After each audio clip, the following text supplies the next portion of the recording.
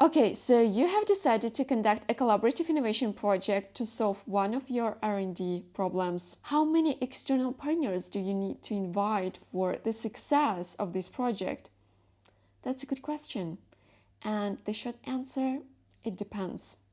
It depends on whether you're looking for a radical innovation or an incremental one. Recently, I was reading a research paper that was dedicated to collaboration breadth, which means the number and diversity of partners, and depth, the intensity of collaboration for innovation projects. The authors conducted research that helps to kind of answer this question about how many partner types you need to involve for the success of an innovation project. But I still have my questions, I still have my thoughts to talk about, and I want to share them with you. So let's start. Hello everyone and welcome to my channel. My name is Lisa and I spent 5 years organizing collaborative university competitions for world well-known companies to solve their extreme innovation challenges. And now I continue my journey with the goal to foster innovation by helping different parties of the innovation process collaborate and co-create. On this channel, I explore collaboration projects for innovation management, share my experience in managing these projects and processes, and uncover strategies for making collaboration efforts more effective. Now, the paper I'm talking about is called More is Not Always Better: Effects of Collaboration Breadth and Depth on Radical and Incremental Innovation Performance at the Project Level. And I'm going to share the link to this paper in the description under my video. So the authors of this paper made me contemplate how many partners we need to involve in our collaborative innovation projects to increase the chances of success. Inviting more partners would potentially allow us to gain more ideas, more knowledge, more information, and cover different areas of the solution that we are developing, so it might be perceived as beneficial. Is it really so though? And the authors of the paper that I mentioned, they checked a number of hypotheses and came up with two important conclusions based on the type of innovation you're working on. And we will start with radical innovation and the conclusions that the authors made about developing radical innovation. And they say that if you're looking for radical innovation, it is beneficial to invite a number of diverse partner types. For example, we are talking about inviting a university team, your supplier, and your customer for the project. But if you invite too many of them, more than 3 types actually, innovation performance declines. Authors also claim that collaboration depth is not really important when it comes to radical innovation. Now, it is of course understandable why the diversity of partners is really important when it comes to radical innovation, because radical innovations, they require novel, unconventional ideas. And to me, it really makes perfect sense to go with a broader range of sources to uncover these ideas. Radical innovation often do not require aligning with the specific manufacturing processes that you already have, or using the same materials that you use in your manufacturing now. With radical innovation, the company is open to entirely new products or new processes, for example, and your partners, they have more creative freedom in such projects, and you don't really need to derive exhaustive information from their technologies to make the slightest improvements. So collaboration depth is not really important here. So with radical innovation, just imagine that you are looking at the painting from a great distance. You see it on the wall, and we're not focused on details. We just look at the whole picture. It is not important how precise these details are. That's how I see it. That's how I imagine it with radical innovation. However, as it was mentioned, the number of partner types for such projects has its limit. According to the authors, if you involve more than 3 partner types, there is less chance of reaching the success with the project. Obviously, the more partners you involve, the more complex the coordination of the whole process and the more resources you might need. And I'm talking about your management resources, and I'm talking about your financial resources, your time, etc., etc. Everything that you need to invest, you need more of that with increasing the number of partners for your project. And at some point, the process may become too complex and too expensive for you. It wouldn't make sense to continue with it. And I also believe that the network theory could help us with some explanations. So here I would like to mention network density. In dense networks, and if we are talking about successful collaborative innovation projects, that's exactly what we need. Adding more nodes or partners in our case increases the number of connections exponentially, making communication and coordination of the process harder. And we should, of course, also talk about balancing redundancy and diversity.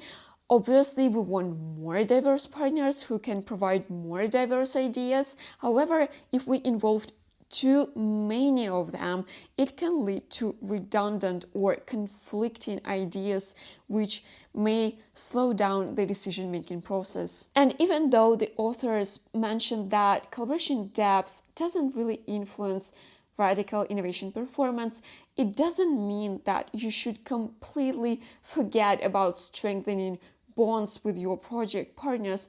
At the end of the day, we are talking about collaboration, and we are talking about collaboration for innovation projects.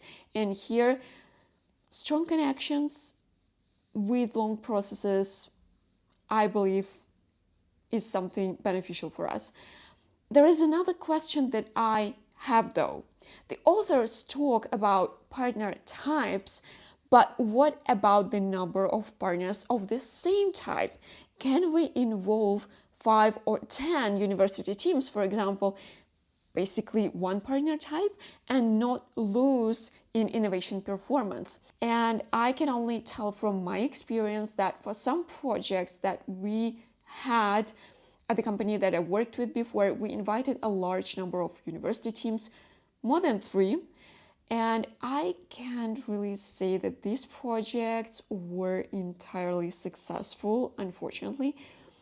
Would it have been different, and would all the project goals have been achieved if there had been fewer teams? Do we collaborate less effectively? And I think that yes, we do collaborate less effectively when there are more collaboration partners in general. And honestly, I feel like the dynamics shifts more towards competition rather than collaboration when you involve more teams, especially if we are talking about teams of the same partner type, and in our case it was university teams. So if you're looking for a competition, then yeah, just invite more of these teams. But when it comes to if you want more of collaboration, and I do believe that if we are talking about longer projects with tangible results, collaboration is much more important than competition. So then it's better to invite less partners, but then you will be able to bond and you will be able to achieve better innovation performance. Then the company I was working for, they have examples that demonstrate the power of this fewer is better approach, and we could talk about the project on ceramic car brakes for Porsche, for example. There was a limited number of teams involved, or the one for Philips on replacing rare earth metals in PET scanners, which involved only 3 university teams. And there are more examples, of course. These projects, they were successful. And of course, we cannot say that, oh yeah, they were successful only because they involved a limited number of partners. But honestly, it is really more difficult. Again, I'm talking about this from my experience. It is much more difficult to coordinate projects when there are more teams, and it's much more difficult to find the combination of solutions and how these teams could help each other. So they more compete than collaborate. So yeah, just some food for thought. I wonder actually if AI tools could help with the complexity of collaboration processes when we invite more collaboration partners. Will these platforms be able to help us keep track of important information that we might miss and overlook when we invite too many teams? Will collaboration with many partners become more effective? I don't know, maybe not. We'll see. I hope that I will be able to try this with my next projects. But if you have any project examples in mind that you could share with regard to this topic, maybe from your own experience, please share. It would be beneficial for all of us. Now let's talk about incremental innovation. And the authors of the paper say that if you are looking for incremental innovation, the depth of your collaboration is more important than the breadth, and the number of partners doesn't make a difference according to the authors and the results of their research. And if that's the case, why would you need more than one partner? You probably wouldn't if you can manage the process with one. And of course, nobody would mind if you invited more teams to your project, but the intensity of your interaction and the extent to which firms draw deeply from the different external sources, and this is I'm citing the paper of Lawson and Salter. So this is more important in the case of incremental innovation. And again, I think it's logical. If we are talking about incremental innovation, we are talking about understanding of your current product and current processes. You are not creating something entirely new, just improving what you already have.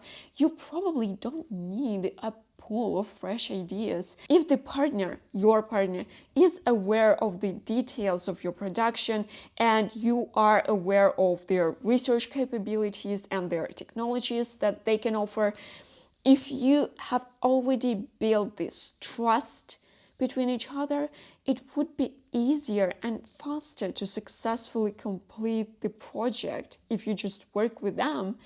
And that's exactly the case when you need to dig deep.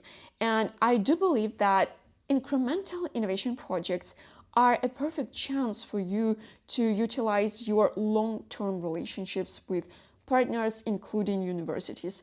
If you collaborate with some companies or institutions for a long time, just go with them. For incremental innovation, you don't need anything more. Now, I had that analogy with the painting for radical innovation, and with incremental innovation, just imagine that we are looking at a painting from a very short distance. Now, the details are crucial here because we can see them, we can recognize them. Each stroke can make a difference in our perception. However, there are cases where we are talking about incremental innovation, but the company cannot really come up with the solution. And they could have tried a number of collaborative projects to solve the problem. They've been trying to work with their old partners, yet attempts were unsuccessful. We are still not creating anything entirely new. We're just trying to improve our product or the process. But should we consider such projects similar to radical innovation and look for a diversity of partners? I believe, yeah, we should. We definitely should. Just one more point to add to what I have said. Just as with the number of partners for your collaborative radical innovation project, we don't want to overdo it. The degree of collaboration depth is really important. If you over integrate with your partner, there might be negative side effects.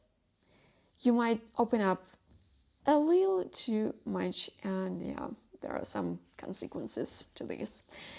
Now, when it comes to case studies and successful cases, I'm pretty sure that any innovation leader would find a number of successful projects in their portfolio when they collaborated with a limited number of research partners. They've been working for a long time together.